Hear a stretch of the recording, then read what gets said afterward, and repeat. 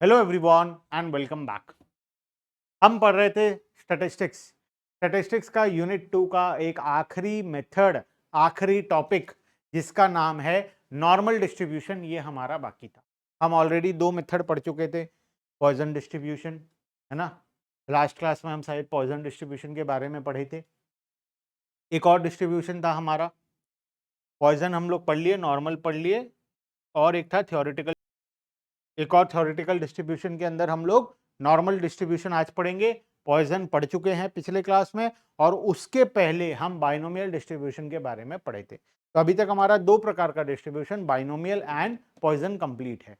तीसरा और आखिरी, इस यूनिट का आखिरी टॉपिक, इसके बाद हम यूनिट नंबर 3 में चलेंगे। बहुत इंटरेस्टिंग यूनिट है यूनिट नंबर 3 और यूनिट नंबर 4। बहुत मजा आएगा पढ़ने में। आओ पहले नॉर्मल डिस्ट्रीब्यूशन को कंप्लीट करते हैं, फिर आगे चलेंगे, ठीक है। नॉर्मल डिस्ट्रीब्यूशन, अब ये क्या होता है नॉर्मल डिस्ट्रीब्यूशन? पहले तो तुम्हें बता दूं, इस फॉर्मूला को देखो और थोड़ा डरने का कोशिश करो। डरने का कोशिश, सर आप डरा रहे हो हमें? नहीं, ध्यान देना। ये क्या बोला? y equals to n i divided by standard deviation into root 2 pi into e to the power minus x minus bracket x minus mu का whole square divided by 2 into standard deviation का square है। क्या समझ में आया कुछ? क्या तुम्हें देखकर लगता है कि अगर प्रैक्टिकल क्वेश्चन आ भी जाए एग्जाम में तो तुम कर पाओगे? पहली बात तो, नॉर्मल डिस्ट्रीब्यूशन से प्रैक्टिकल क्वेश्चन आना इम्पॉसिबल है, नहीं आता है, कभी नहीं आया है। नॉर्मल डिस्ट्रीब्यूशन का प्रैक्टिकल क्वेश्चन एग्जाम में नहीं आता, ओनली थ्योरेटिकल पार्ट ही यहां से आता है एग्जाम में, और हमें भी थ्योरेटिकल पार्ट ही पढ़ना है। तो मैं आज के क्लास में तुम्हें नॉर्मल डिस्ट्रीब्यूशन का सिर्फ थ्योरेटिकल पार्ट पढ़ाऊंगा। थोड़ा मोड़ा उसमें प्रैक्टिकल इंक्लूडेड है, छोटा छोटा, लेकिन ओवरऑल बताऊं तो थ्योरेटिकल पार्ट है। सर हमें प्रैक्टिकल भी पढ़ना है। अगर तुम्हें प्रैक्टिकल पढ़ना है, बहुत मन कर रहा है पढ़ने का, मतलब रह नहीं पा रहे हो बिना पढ़े, ठीक है, तुम्हें जितना सिलेबस में है, जहां से क्वेश्चन आता है उसको छोड़कर एक्स्ट्रा पढ़ने का बहुत ज्यादा मन कर रहा है, बिल्कुल रह ही नहीं पा रहे हो, पढ़ना ही पड़ेगा ऐसा लग रहा है, तो एक काम करो, बुक खोलो। बुक कौन सा बुक सर? आपने तो कोई बुक नहीं दिया। मेरे बुक में नहीं, मेरे नोट्स में नहीं, जो बड़े बड़े ऑथर्स के बुक होते हैं ना, उन बुक्स को खोलो। वहां पर जाओ और नॉर्मल डिस्ट्रीब्यूशन का बहुत सारा प्रैक्टिकल फॉर्मूलाज, बहुत सारा प्रैक्टिकल क्वेश्चंस दिया है, उसको सीरियली करना शुरू कर दो। जितना क्वेश्चन कर पाओगे वो सब आराम से कर लेना, ठीक है। आओ, a normal distribution is a continuous distribution which is formed by normal equation। Equation दिया हुआ है, समझ से बाहर है प्रैक्टिकल पार्ट, हम पढ़ेंगे थ्योरेटिकल पार्ट, ठीक है। सर क्या आपको भी नहीं समझ में आ रहा? मैं ऐसे क्वेश्चंस बहुत सारे किया हूं। नॉर्मल डिस्ट्रीब्यूशन मैं अपने जीवन में बहुत बार पढ़ा हूं, बहुत बार सारे क्वेश्चंस को किया हूं, ठीक है। ये मैं तुम्हारे लिए बोल रहा हूं कि इसको पढ़ने बैठोगे सब कुछ भूल जाओगे, ठीक है। इसीलिए हम थ्योरेटिकल पार्ट में आ जाते हैं। क्वेश्चन भी सिर्फ थ्योरी आता है, प्रैक्टिकल नहीं आता है, इसीलिए दिमाग लगाकर भी कोई फायदा नहीं है। The distribution constructed by above equation is otherwise known as normal probability distribution. जो भी डिस्ट्रीब्यूशन इस इक्वेशन को यूज करके बनाया जाएगा उसे हम नॉर्मल डिस्ट्रीब्यूशन बोलेंगे, which gives us a set of theoretical frequency and normal curve whose total area is equal to 1। यहां पर हम एक कर्व बनाते हैं। ये जो कर्व होता है, इसका जो टोटल एरिया होता है, ये हमेशा क्या होता है? 1 होता है, ठीक है। इस कॉन्सेप्ट को कौन कौन ऑथर्स ने नाम दिया, कौन कौन ऑथर कब कब इसको यूज किए, ये सीरियली यहां पर लिखा हुआ है। सबसे पहले अब्राहम डी मॉरिवी ने 1733 में इसको डिस्कवर किया। Later it was discovered and used extensively in both natural and social science by French mathematician Laplace. एक और आया मैथमेटिशियन जिसको यूज किया 1947 से 1827 तक। उसके बाद एक और आया, कार्ल फ्रेडरिच, 1977 से 1855। आखिरी वाला सबसे इंपॉर्टेंट है, इसका नाम नॉर्मल डिस्ट्रीब्यूशन या फिर गोसेन डिस्ट्रीब्यूशन हम बोलते हैं, गोसेन थ्योरी ऑफ डिस्ट्रीब्यूशन बोलते हैं, क्योंकि एक ऑफिसर था, एक प्रोफेसर था मैथमेटिशियन, प्रोफेसर गसन, उसके नाम के ऊपर एक और इस कॉन्सेप्ट का नाम पड़ा, गसन डिस्ट्रीब्यूशन, ठीक है, या गसन थ्योरी।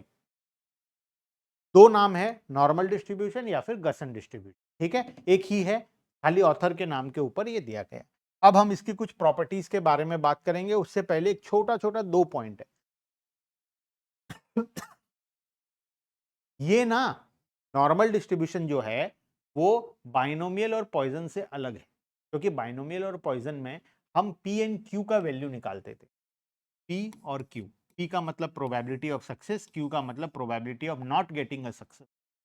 या फिर हम नंबर ऑफ ट्रायल्स को इनडेफिनाइट लेते थे, बहुत बार एक काम को मल्टीपल टाइम्स करेंगे, जहां पर प्रोबेबिलिटी बहुत कम हो सकता है, जो कि हम पॉइजन डिस्ट्रीब्यूशन में पढ़े थे। एक बिजी ट्रैफिक सिग्नल में एक्सीडेंट होने का चांस जिसका प्रोबेबिलिटी बहुत ही कम है, ऑलमोस्ट नेग्लिजिबल है, ठीक है। तो वो उस केसेस में हम बाइनोमियल या फिर पॉइजन डिस्ट्रीब्यूशन लगाते हैं। लेकिन यहां पर ना हमें पी चाहिए ना हमें आर चाहिए। From the mathematical equation presented above, it must be seen that mean and standard deviation, हमें दो चीज चाहिए, मीन चाहिए तो म्यू बोलते हैं, और स्टैंडर्ड डेविएशन चाहिए, ठीक है। ये दो चीज अगर हमारे पास है, किसी भी डिस्ट्रीब्यूशन का मीन एंड स्टैंडर्ड डेविएशन हम निकालना जानते हैं, जो कि हम ऑलरेडी सीख चुके हैं। तो अगर ये हमारे पास है तो हम इसको यूज करके नॉर्मल डिस्ट्रीब्यूशन का काम कर सकते हैं, ठीक है। तो हमें ना यहाँ पर neither P nor Q requirement नहीं है, the number of trials indefinite होने का भी रिक्वायरमेंट नहीं है, हमें सिर्फ मीन और स्टैंडर्ड डेविएशन चाहिए, जिसके बेसिस पर हम पूरा नॉर्मल डिस्ट्रीब्यूशन आराम से पढ़ लेंगे, ठीक है। इसके बाद प्रॉपर्टीज में आते हैं। First property, properties theoretical question के लिए इंपॉर्टेंट होता है। मैं 7-8 प्रॉपर्टी पढ़ाऊंगा, कम से कम 6 ठो तो तुम्हें याद रखना है। बुक में तो और भी दिया है, मैं 8 प्रॉपर्टीज पढ़ाऊंगा, तुम्हें कम से कम 6 तो पूरा याद रहना ही चाहिए। 8 याद रख पाओ तो बहुत अच्छी बात, ठीक है। पहला property, it gives a bell shape curve when the data are plotted on the graph. जब सारे डेटा को, नॉर्मल डिस्ट्रीब्यूशन के सारे डेटा को ग्राफ में बनाओगे तो एक बेल शेप का ग्राफ बनेगा। देखो, ये एक बेल शेप का ग्राफ बनेगा, ठीक है। क्लियर है बात, ये हो गया पहला प्रॉपर्टी। दूसरा, यहाँ पे क्वेश्चन भी दिया है, जब इस क्वेश्चन को तुम प्लॉट करने जाओगे तो जो ग्राफ आएगा कुछ इस प्रकार का बेल शेप का ग्राफ आएगा, ठीक है। नेक्स्ट,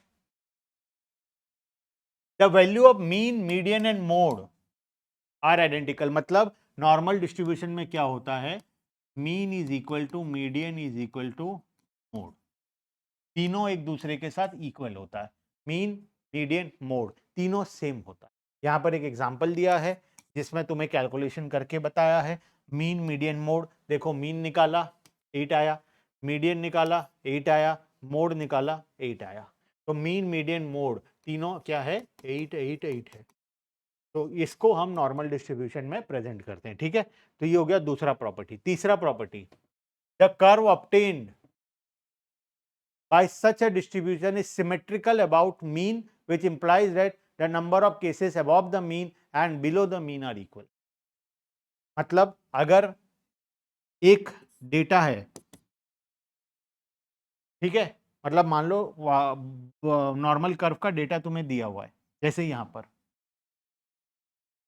ये एक डेटा दिया हुआ था, ठीक है, ये एक डेटा दिया हुआ था, एक्स दिया है, फ्रीक्वेंसी दिया है, ठीक है।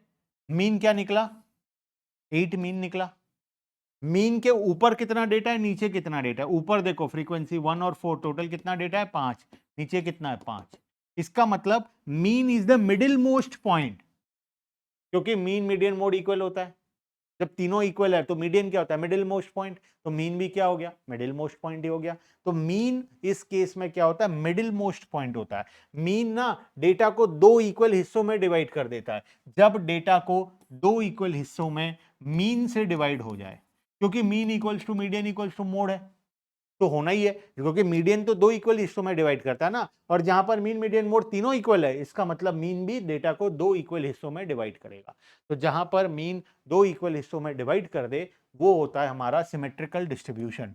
और यहां पर डिस्ट्रीब्यूशन क्या होता है, सिमेट्रिकल होता है। मीन डेटा को दो इक्वल हिस्सों में डिवाइड कर देता है। ये हो गया तीसरा प्रॉपर्टी। चौथा, the first and third quartile are equidistance. मतलब Q3 क्वार्टाइल 3 माइनस मीडियन करेंगे तो ये इक्वल होगा मीडियन माइनस Q1 से, ये इक्वल आएगा। एक फिर से क्वेश्चन को सॉल्व करके तुम्हें बताया है, Q1 निकाला, Q3 निकाला, तो दोनों को माइनस करके प्रूफ करके दिखाया कि Q3 minus median is equal to median minus Q1।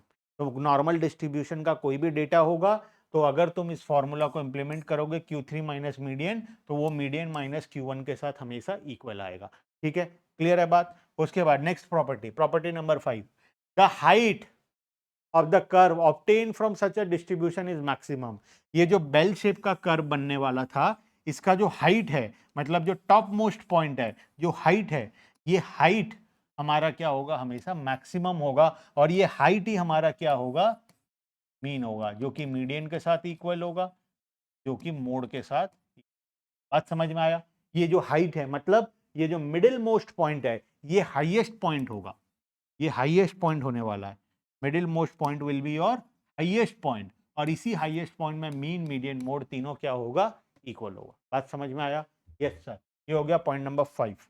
Point number 6, thus in the example cited above z equals to 8 only and else in other words such distribution are unimodal। unimodal मतलब इस प्रकार के distribution का हमेशा mode एक ही होता है, सिर्फ एक मोड होगा, एक मीडियन। मीडियन और मीन तो हमेशा एक ही होता है, लेकिन हम पढ़े थे मोड के केस में किसी किसी डेटा का मल्टीपल मोड होता है, यूनिमोडल, बाई मॉडल या मल्टी मॉडल होता है। बाई मॉडल मतलब जिसका दो ठो मोड होता है, मल्टी मॉडल मतलब जिसका दो से ज्यादा मोड्स होता है। तो इस प्रकार का डिस्ट्रीब्यूशन होता है। ठीक है, तो ये जो नॉर्मल डिस्ट्रीब्यूशन है, इसमें एक ही मोड होता है, हमेशा यूनिमोडल ही होता है। ये है property number 6।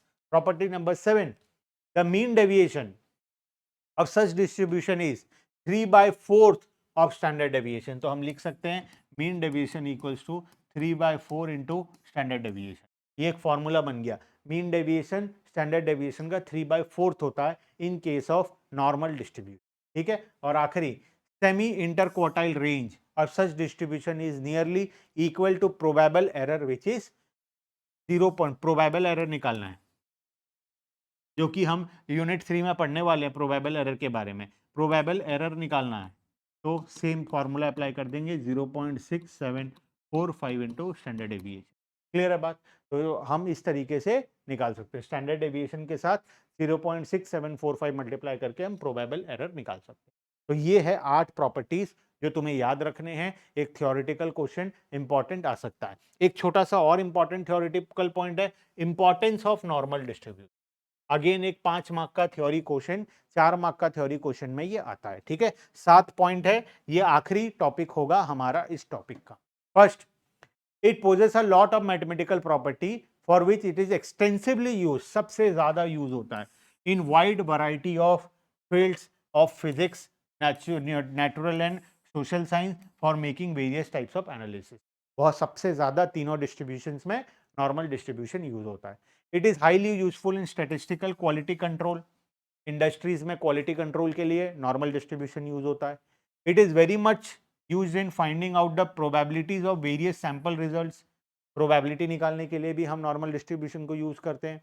It is highly used in large sampling theory, बड़े बड़े सैम्पलिंग थ्योरी में इसको यूज किया जाता है to find out the estimate of parameters. It is confirmed by almost all the exact sampling distribution, chi-square distribution, t distribution, f distribution। Normally क्या होता है ना, ये एक प्रकार का डिस्ट्रीब्यूशन होता है, chi-square distribution, t distribution, f distribution, z distribution। ये डिस्ट्रीब्यूशंस को हम यूज करते हैं, तो वहां पर भी नॉर्मल डिस्ट्रीब्यूशन काम आता है। नॉर्मल डिस्ट्रीब्यूशन बेसिकली इन सभी को यूज कर पाता है, बाकी इन सभी को यूज नहीं कर पाते हैं। सेंट्रल लिमिट थ्योरम में भी ये यूज होता है। सर ये सब क्या है, एक का स्क्वायर, ये सब तुम्हारे सिलेबस का पार्ट नहीं है, जस्ट तुम्हें इंपॉर्टेंस में दिया है कि ये सारी चीजों में भी हमारा नॉर्मल डिस्ट्रीब्यूशन यूज होता है। उसके बाद according to central limit theorem, the normal distribution is used to draw inference about a universe through sample studies. Central limit theorem में भी हम इसको पढ़ते हैं, नॉर्मल डिस्ट्रीब्यूशन यूज होता है। और आखिरी में, the distribution can be regarded as limiting case of Poisson distribution. Poisson distribution का एक लिमिटिंग केस है if the value of mean is indefinitely large. अगर मीन का वैल्यू इनफाइनेटली लार्ज है तो पॉइजन डिस्ट्रीब्यूशन का एक लिमिटिंग केस ये बन सकता है। तो 7 इंपॉर्टेंट पॉइंट हम पढ़े, जो कि एग्जाम पॉइंट ऑफ व्यू से एक प्रकार से तुम्हें लर्न करना पड़ेगा। ये आखिरी के 3-4 पॉइंट तो तुम्हें कुछ समझ में ही नहीं आया होगा, मैं जानता हूं। तुम्हें लगेगा सर समझाते नहीं है, पढ़ दिए। अरे ये समझाना पॉसिबल ही नहीं है, क्योंकि ये सारे टॉपिक तुम्हारे सिलेबस में नहीं है। आज तक तुम ये सब पढ़े नहीं हो, ये हाई लेवल स्टैटिस्टिक्स है। ये है ही नहीं। तो जब ये टॉपिक नहीं है तो इसका रिलेशन नॉर्मल डिस्ट्रीब्यूशन के साथ मैं तुम्हें कैसे समझाऊं? ठीक है, इसलिए जस्ट याद कर लेना और एग्जाम में आए तो लिख देना। क्लियर है बात? कहीं कहीं पर हमें ऐसा करना पड़ता है। मैं चाहता नहीं कि तुम रट्टा लगाओ, लेकिन कभी कभार कोई कोई पॉइंट में ना लगाना, रट्टा लगाना जरूरी हो जाता है, पॉसिबल नहीं होता। ठीक है, तो इस वजह से वहां पर तुम ऐसा कर। क्लियर है बात? तो यहां कंप्लीट होता है हमारा यूनिट नंबर 2 नॉर्मल डिस्ट्रीब्यूशन के साथ।